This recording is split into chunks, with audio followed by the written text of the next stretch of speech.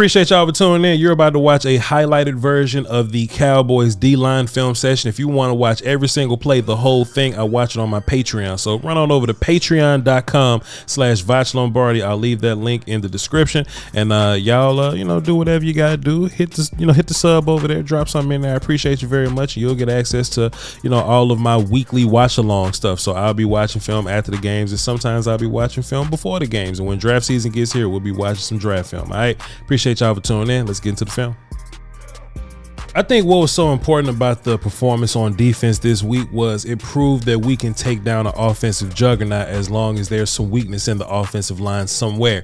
Now, you point me to the best offenses in the league, I'm going to find you a mismatch on their offensive line somewhere. It's very rare that everybody has, or just some team has 5 offensive linemen across the board that are worth playing.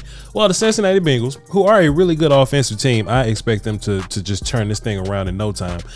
We were a bad matchup for them because they have a deficiency in the offensive line, and we just happen to have the tools to take advantage of that. Let's just kind of get this going. I named this Micah Parsons film session, and okay, so cool. Let's get right to Micah Parsons, and then we'll talk about some of the day that the other D linemen had. Man, come on, bro. What are we doing? What are we doing? Hey, man, listen, when I saw the Cincinnati Bengals play the Pittsburgh Steelers and I saw, damn, La'el Collins had a bad day versus TJ Watt, in my mind, I'm like, all right, cool. Well, who's the closest thing we got to TJ Watt? We got a Micah Parsons, man. Just put Micah on that side. And you can see that the trouble that Joe Burrow was in early. So PFF has their own grading system. I like to watch the film and come up with the numbers on my own sometimes. And I got Micah Parsons down for 9 hits/pressures. That's hitting Joe Burrow or pressuring Joe Burrow, and 2 sacks, man. That's ridiculous. That's ridiculous. He got a lot of those on La'el, of course. He got some of those in the middle of the line of scrimmage going up against. It was one of these guards. I forgot Micah was going up against. But here's the other sack versus Jonah Williams. Jonah just didn't seem in good place to deal with this, man. Jonah just wasn't in a great place at all, man. Micah's ball get off was so ridiculous. And it's interesting, Jonah Williams coming out of Alabama, he was the guy that was more of the athlete, but he wasn't powerful, right? So, you would think that Jonah would have, and I'm not going to say advantage, but you would think that he'll be better off in the I can get to my landmark department. My kick step is a little quicker department. Maybe Micah won't beat me with speed department, but nah, you get beat with speed just like everybody else. Shouts out to my guy Pat NOC Walker from DallasCowboys.com. Y'all follow him on Twitter. Me and him were having a back and forth on Twitter. Wasn't a back and forth. We were just talking. It was an exchange. And we were talking about how Micah Parsons and DLo kind of complement each other, right? If Micah is that dude in the pass rush department, then DLo is still that guy in the run game. I don't want us to lose sight of that, man. DLo gets so busy in the run game, it is not to be ignored. Take a look at him here. And you're going to watch it one time. We're going to rewind it again, man, because it's just so fun to look at, man. He's still so tenacious. He's still so angry and pissed off. And he's still so smart as a run defender, man, top level run defender. We got DLo here, right? He's going to come off the football. Boom. He sees Jonah Williams is going to block down on him, right? So nobody's blocking him straight up. So, the first rule that they teach you when you go to D-line school is that if nobody blocks you, then somebody else is coming, right? It's just rare that we just let you go. But Jonah steps down on DLo. Instead of DLo running upfield blindly, running himself out of the play, he stops and he gets square. So smart of him.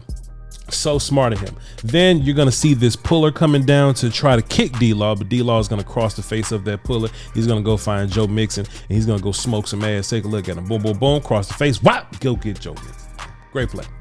And I just had to show a little bit of love because there's people hating on DLo, man. Take a look at him right here lined up over La'el Collins. He's just going to beat La'el so bad to the inside to be able to get to P around the ball carrier there. Boom, boom, boom. Ah, my goodness. He's going to get a first of all, he's gonna get an easy little read here, right? Because he's not just running towards the football. He's going to come off the ball and find La'el Collins. He's going to punch him in the chest here. Bow. That's what DLo is doing. Then once he gets that punch, he's probably punching and extending to create a little bit of space to make sure La'el doesn't get hands on. We'll probably watch from the wide view here, but he's probably punching La'el to extend him to keep La'el up off of him. Then once he finds the football, he sees Joe Burrow, handing towards the or going towards his left-handed ball to P Ryan. He's going to get rid of La'el Collins and then beat him to the inside. Let's go back and watch on the wide view to make sure that that's what happened here. DLo is right here. Well, he's in the same place he was last time. He was lined up over La'el Collins. The same play. Boom, boom, boom. Yep, exactly what we said was going to happen, right? Come off the ball, boom, punch, extend, find the football, get inside, make the play. Good job, DLo. Dante Fowler had a pretty big game for you, right? He was hitting quarterbacks all in the backfield. He got a sack, of course. He got a bunch of pressures. He had a huge bat down on one of these plays. I think it was like third down, maybe fourth or something like that. Batted the football down. But this play right here, this was the one, man. Hey, man, the referee kind of got at us, man. I ain't like it a little bit, man. I hated it, bro. They didn't give Micah Parsons credit for this fumble here, but I be damned.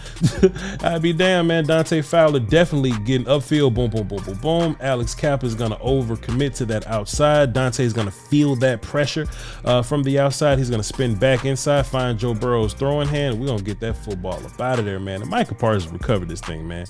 They just try to play us a little bit. Tell you, man, one thing I was saying, that when your third and fourth defensive ends walk out getting sacks, man, it's a pretty good day for your D line, man. Doris Armstrong got busy on this play, and he was whooping the tight end here. And mind you, man, I saw some people on social media kind of talking about this, man. You know, you don't lose respect for the sack because the tight end blocked you. That's their decision. That is their decision to block you with a tight end. They should have known a little bit better. Plus, like, that only matters when we're comparing two players, right? Like, if Micah beats Jonah Williams for a sack and Dorrance beats a tight end for a sack, then yeah, the Micah sack is more impressive because it's versus a lineman. But we're not comparing Doris Armstrong to anybody. We don't need Doris Armstrong to be elite. We're not ranking Doris Armstrong amongst anybody. We just need Doris Armstrong to be productive and to make plays.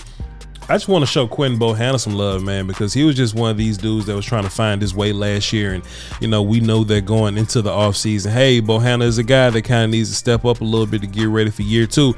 Man, he got some of that offseason peanut butter. He got big as hell. And then we proceeded to see straight gangsterism from Quinn Bohannon lined up here at the zero directly over the center. Man, Bo is going to come off the line of scrimmage. He's going to punch this center in the chest. He's going to, you know, reach in his pocket, take some of his lunch money. That's fine. Hey, man, give me this. I need some chips. I need some ice cream for lunch. And he's going to get rid of the center and go make a play on the ball carry, man.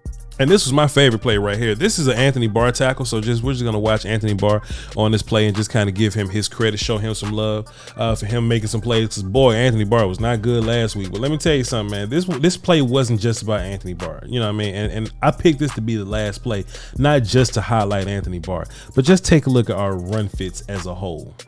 Just take a look at our run fits as a whole. We're going to run the play, boom, boom, boom, bam. Anything outside of the tight end, we got Izzy there. Anything next, Micah Parsons. Next gap, Leighton Vander Esch. Because of Bohannon whooping the hell out this center, causing a little bit of friction with the guard, shouts out to Bo, you got Anthony Barr to be able to run free here, shouts out to him. And then anything backside of that, you got Osa ready. If there was a cutback into this guy, Donovan was there, Chauncey's there. Bro, the run fits don't get better than this, man. They don't get better than this. And when you playing against, you know, one of these offenses, man, one of these prolific super offenses, man, you got to be fundamentally sound, man. I'm not saying you got to be perfect. You got to be perfect, but you got to be fundamentally sound, man. And the Cowboys defense specifically, damn, my bad. Specifically, the D line. Those dudes got busy, man. Those dudes were dominant. They took advantage of those Bengals offensive linemen, and you know they made it work, man. They made it a very uncomfortable day for Joe Mixon and Joe Burrow. Fantastic job by our guys. All right, be sure to hit the like button, man. Subscribe, and you know, hit the notification bell so you know when we drop film and live streams like this. Follow us on the Volume at 3 p.m. Central Monday through Friday, and I'll tap in with y'all on the game day watch-alongs. Also, if y'all want to watch the full-length version of this film session, then follow my Patreon. We watch the whole D-line film, so be sure to check that out. All right, y'all hold down for the Doski Woski Peace Whiskey. Till next time, salute.